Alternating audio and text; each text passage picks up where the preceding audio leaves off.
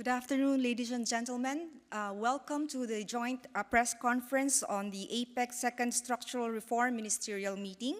My name is Nerissa Esguerra from the National Economic and Development Authority, and I will be your moderator. With us are the ministers and excellencies from the APEC economies that have just concluded the SRMM this afternoon. We will start the program with brief statements from the SRMM chair and the executive director of the APEC Secretariat. Then we'll open the floor for questions from the press. We have limited time for this, so please keep your questions concise and proceed to one of the microphones provided near you. Also, please identify yourself and your media organization.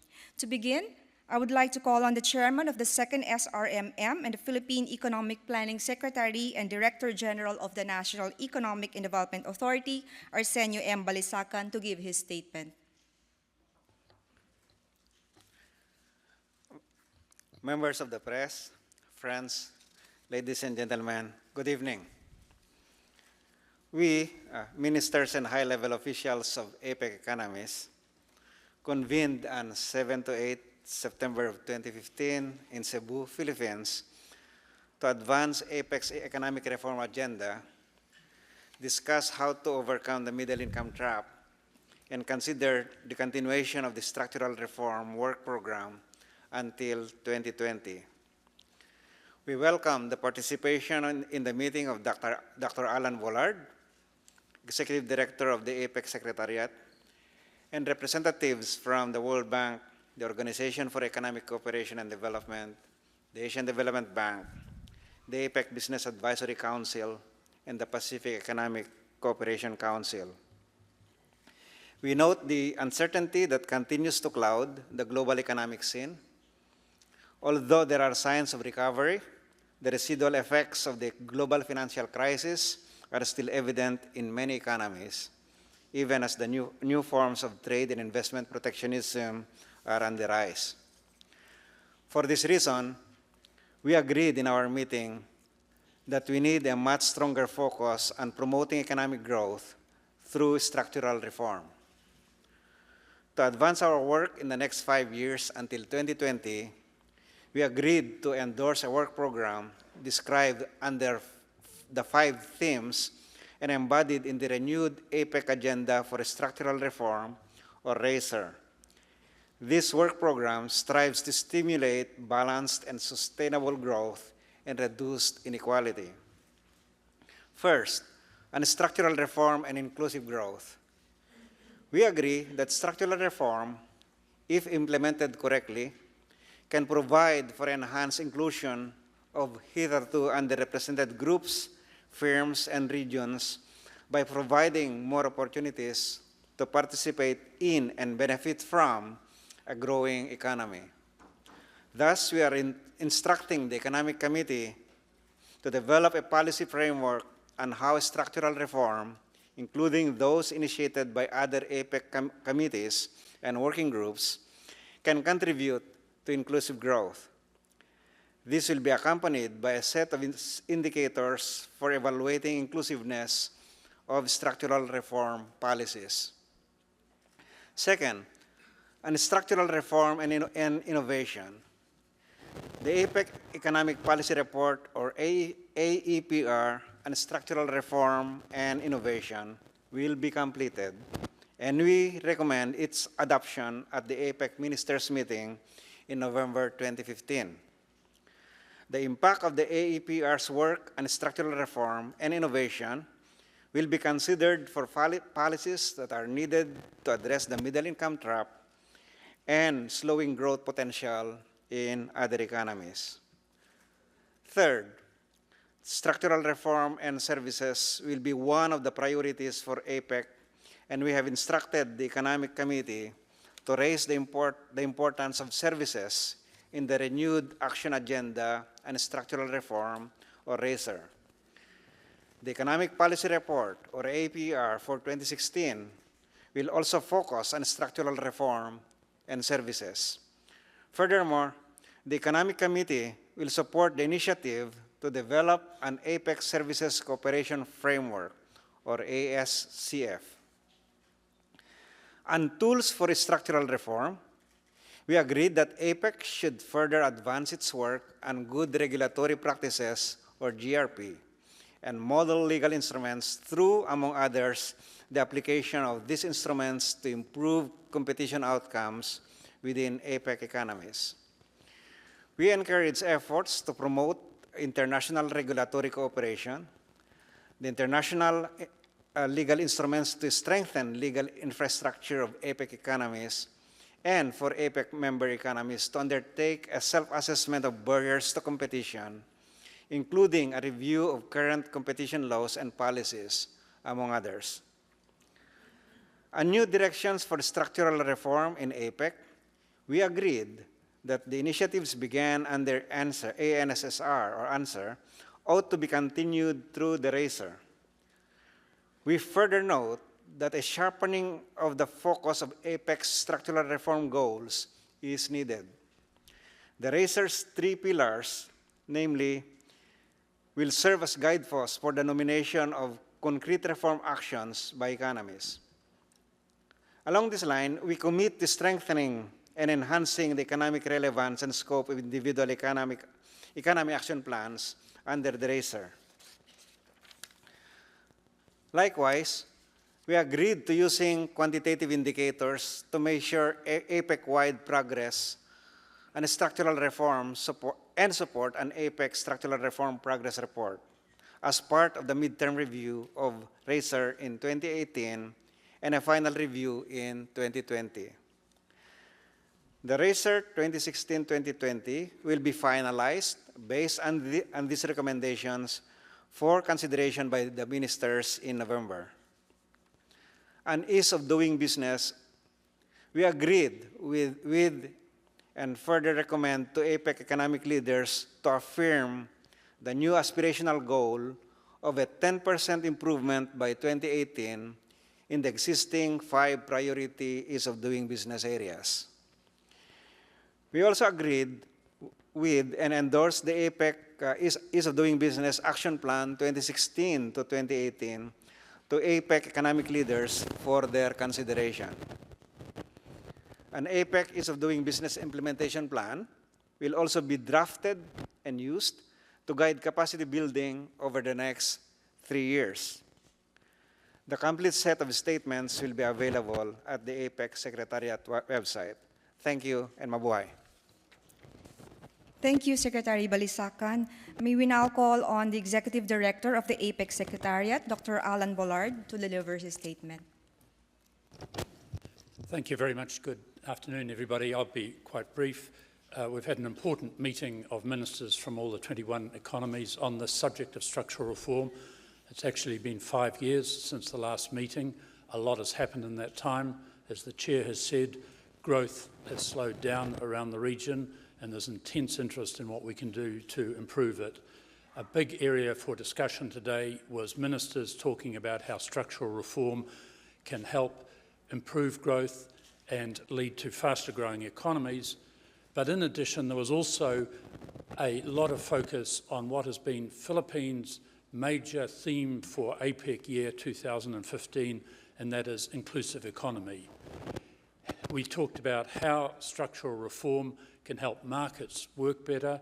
We talked about how it can expose groups that have had underrepresentation out in the regional markets to do better and to help contribute to growth and to help improve inclusive growth all at the same time.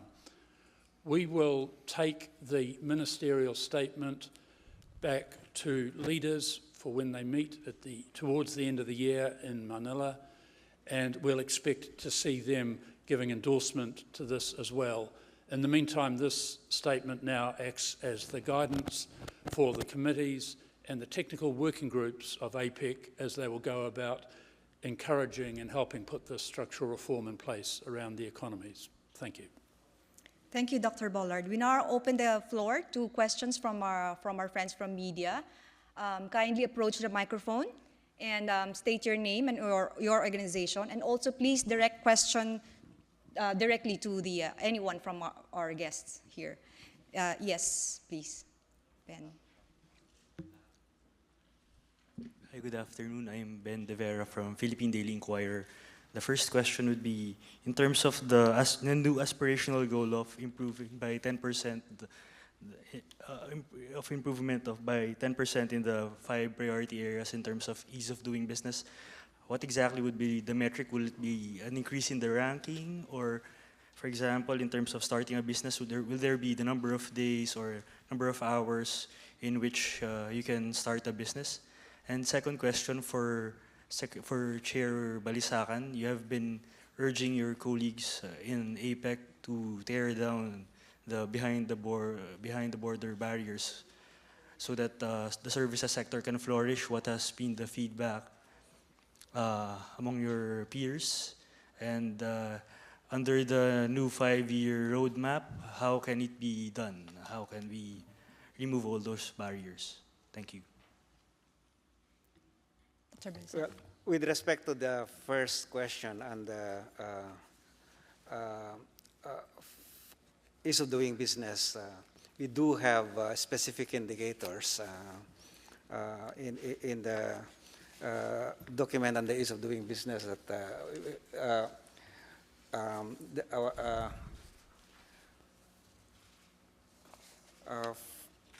for example, we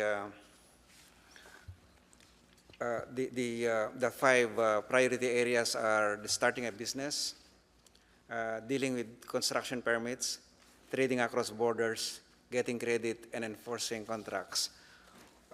In a related document, we have indicated the list of possible indicators for each of the different areas. For example, just to give you a indication here is for starting a business, we are talking about documenting the number of procedures, the time it involves to complete those procedures, the cost, and paid in minimum capital. And similar indicators will be worked out for the other priority areas. With respect to the second question and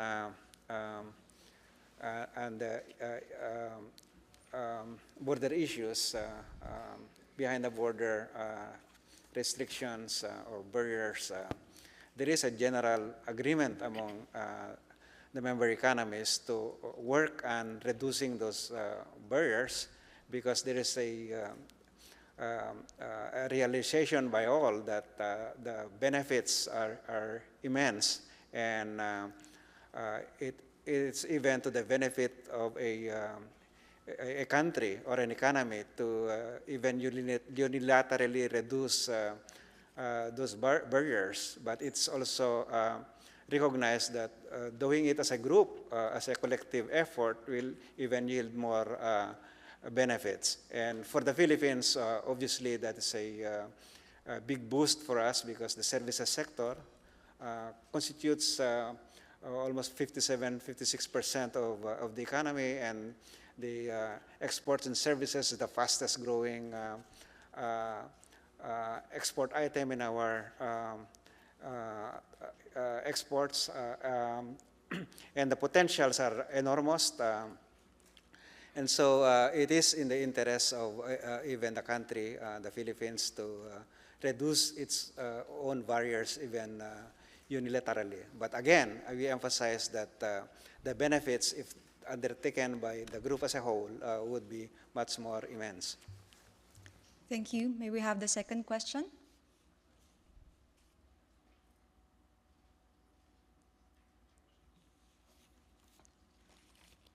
Anyone from? Yes, Ted. Thank you. Ted Torres, Philippine Star. I'd just like to follow up on the question. If there is a deviation in the protectionist tendencies, will there be sanctions? Will there be sanctions? The other members of the of this group can respond to that. But the APEC, as you know, is and the work program is on a voluntary basis. These are not treaties that just like WTO or but there is expressed commitment of the various economies to pursue these reforms because they do see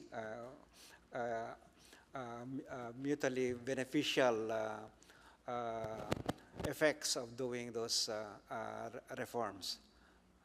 So again, I'd like to emphasize that in the case of regulatory barriers in services, for example, even unilateral move by a particular economy can redound to a benefit for that economy. And we have in the report, and the stock-taking report produced by the Secretariat of APEC, we have demonstrated there the gains that can be made from such reforms. And actually, one of the cases that was highlighted in the report is the case, our business process outsourcing, where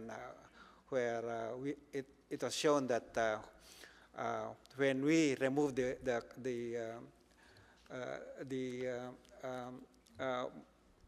the regulated telecom industry from a monopolistic structure to a more competitive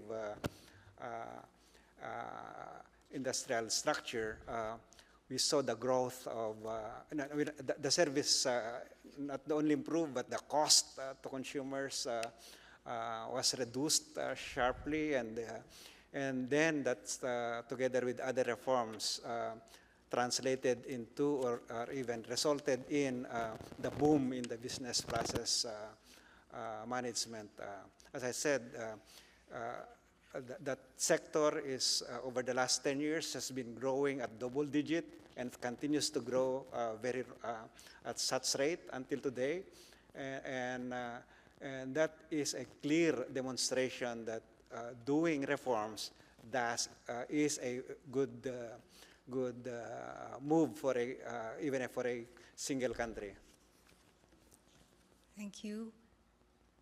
Any other question from the floor? Yes.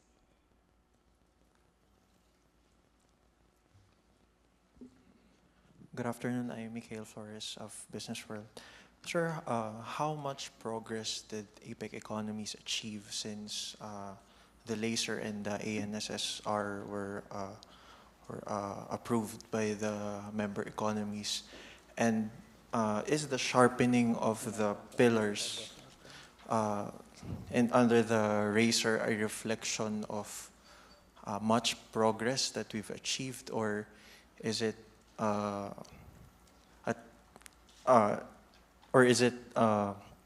way in which we want to focus more on specific reforms moving forward in the next 5 years? Thank you. Who would you like to direct the question to? The chairperson, Secretary Balisacan, and Okay. if other economies have interventions, we would also welcome comments. Thank you.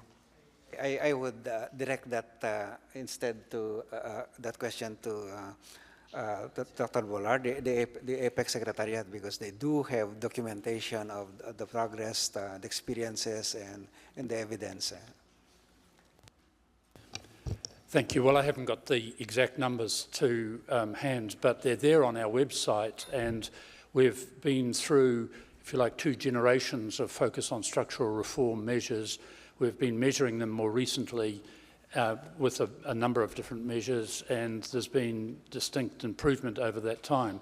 But I think there's also a recognition amongst ministers that you never actually get to a final position like that. It's a moving target, and we have to keep on working on these things. We did hear from experts at this meeting that the potential cost to economies of APEC from not doing structural reform is something like 2 times the cost of trade barriers and tariff barriers that are there at the minute. So it's quite significant, and that means there is still quite a bit of benefit to be had out of all of that.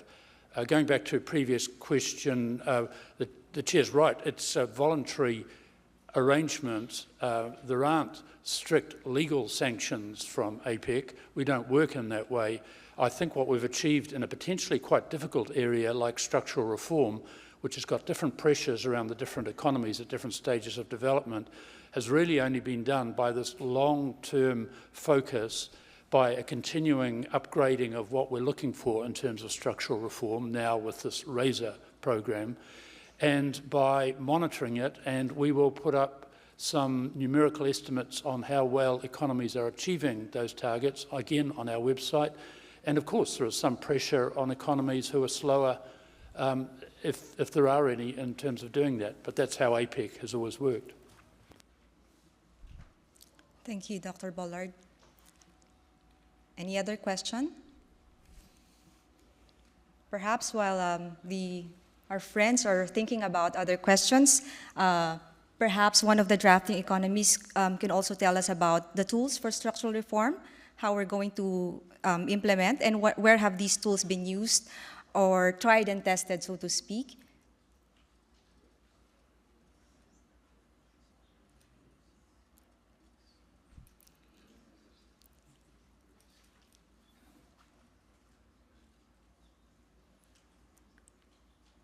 Would you like to?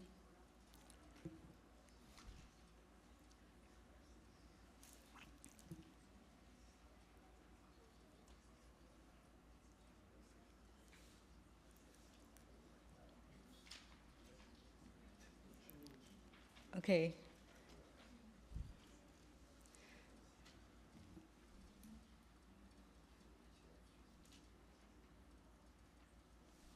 Hong Kong, China, and China's Taipei might want to respond to that. They are parts of the drafting committee of the tools for regulatory reforms.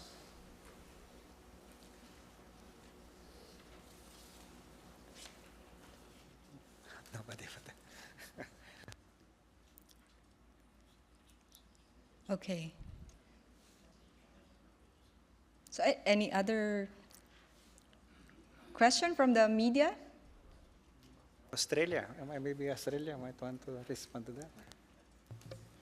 All right, Australia. Thank you, Mr. Chair. Well, I might just make some remarks on the post-2015 APEC structural reform strategy. And I think it's important to have some background and context at a time when increasingly around the world we're seeing uneven global growth and weak business investment. It's been Australia's view and a number of other countries that we need to focus on new sources of growth if we want to remain the most dynamic region in the world. And we believe that one of the key ways to drive that is by focusing on structural reform, in particular in relation to the services trade, through investment liberalisation and productivity enhancing infrastructure investment. As part of RAISER, and this is part of the post-2015 APEC structural reform strategy, we've really put three substantive changes into the strategy. The first is to make sure that there's a heavy emphasis on services reform. The second is to increase engagement with the private sector. And the third is to bring together on a more regular basis structural reform experts who will be able to benchmark against reform's aspirations and actual delivery to make a determination about where we're placed. And in that particular initiative, we recommend that people look at having these structural reform experts meet in 2018 to review and benchmark progress. So the post-2015 strategy really provides a platform for economies to develop ambitious structural reform action plans, especially in areas that are going to make a real difference to business in regions throughout the region. And that's by focusing, as I said, on services trade, investment liberalisation, competition policy, the ability to cut business compliance requirements or red tape, labour market reform, and finally, infrastructure development. So, thank you, Mr. Chairman. Thank you. Any other question? Yes, please.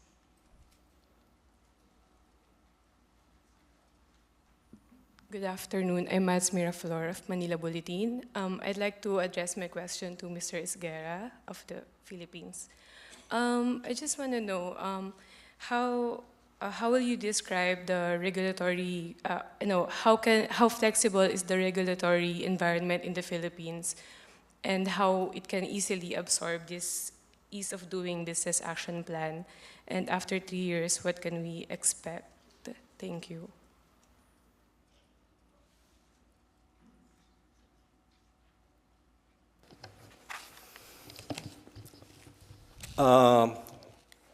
I think there has been some progress in terms of the regulatory framework, but that is not to say that there's not more work to do. Certainly, regulatory reform, in particular structural reform, requires a whole-of-government approach. And we need to do a better job of interagency coordination. Of course, structural reform, as we have been saying, is not a one-off process. It is an activity that it is an undertaking that requires some period of time to be able to yield results. And in this respect, interagency coordination, a coherent set of policies guided by an overarching vision is very important. Thank you, Philippines. More questions?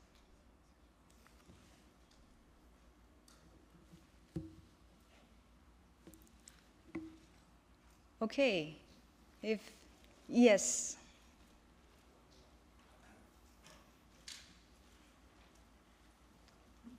Good afternoon again. Broadly, can you share some best practices that have been discussed during the meetings of some member economies who have implemented structural reforms in the past, and what can other economies learn from these best practices moving forward? Thank you.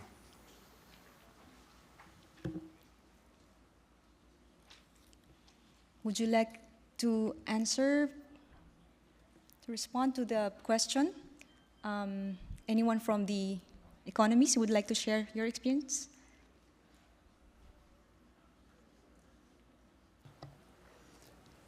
Yes, I can just respond briefly.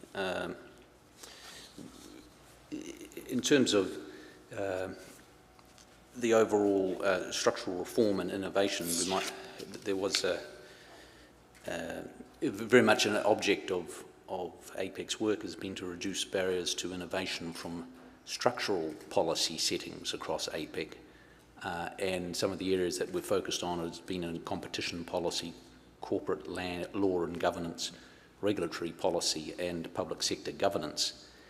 And the idea being to encourage APEC economies to identify and recognise the effects their policies have on innovation so that they can mitigate or remove impediments to business innovation. And we have one example from New Zealand in the area of financial markets regulation, which we've conducted in the last 2 or 3 years. And one of the objects has been building confidence in the financial markets and the conduct of financial markets, which is very important for creating an environment for investment and growth. But it's also been about enabling innovative financial instruments such as crowdfunding and peer-to-peer lending. And in the expectation that those innovative financial instruments will provide new opportunities for SMEs to access funds. And obviously that's an area which requires clear understanding of the risks by investors, and so must be seen in the context of a wider reform of financial markets regulations and consumer credit laws to improve disclosure. But that's been one area that in New Zealand we've been making good progress on over the past few years. Thank you, New Zealand. We can entertain one more question if there is any. Yes, please.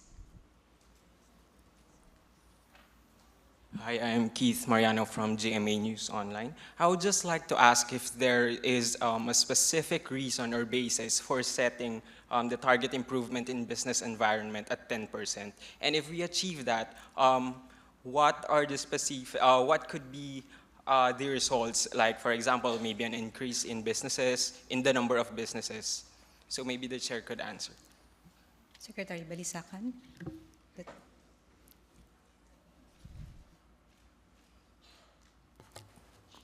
Well, as we mentioned earlier, and based on the indications, the evidence that we have culled from the experiences of countries, investment, employment, and general improvement in consumers' welfare or social welfare is very sensitive to the level of restriction. And what you find is just when you are starting from highly regulated situation, for example, a monopolistic or a cartelistic arrangements where prices are pushed so high compared to alternative competitive prices, even a small reduction of that barrier can improve significantly the welfare of our people, particularly in the Philippines. We have many of those examples in the recent past. From, for those of you who are very young, the first time I borrowed in the late 80s for a housing loan, the rate was almost like 17%, close to 20% per year. That was the time when we had still the banking sector highly regulated because foreign banks were not allowed to come in. When we deregulated the banking sector and the monetary sector was also better managed, we saw those interest rates fell sharply. And now any Filipino can go to a bank, and at least if you are a college graduate or have some jobs, you should be able to borrow at 6 or 7% per year. Quite a difference from what I was paying then when I was starting in a highly regulated, highly distorted financial sector. So that, and you can see that partly explains the boom in the real estate that we are seeing today, because houses now are more affordable than before. Again, the example of the telecom. When I came back from my graduate from the U.S., it took me almost a year just to get a telephone line, a landline. And when I finally got a landline, I discovered that I have 3 party lines. So what a lousy service, right? But when we deregulated that industry, you can get your connection in a day or two. You can have with no party line, and it's at a relatively inexpensive rates now. So the benefits that one can realize from getting more competition, from a more informed regulatory environment are quite high. Okay, Dr. Bollard would like to add something, I think. Yes, back on the question of why 10%, well, it's our estimate that that's what's practically reasonable in that sort of time. It's not a highly scientifically derived number. We haven't modelled it out in detail, but if we achieve this, and I expect that we will, and we might overachieve it, then we'd expect to see costs coming down for firms, prices coming down for consumers, more exports, and if we get it right in terms of the inclusive economy focus of this regulatory reform, then we should expect to see more women in business, more micro and small medium enterprises working in the international arena and trading. And in the labour market, we're also looking at bolstering older and younger employment in the market as well. Okay, thank you very much to all the ministers and officials who have joined us in this press conference. That concludes our press briefing. And thank you as well to the members of the media for coming, and we hope you found the discussion informative. Thank you very much.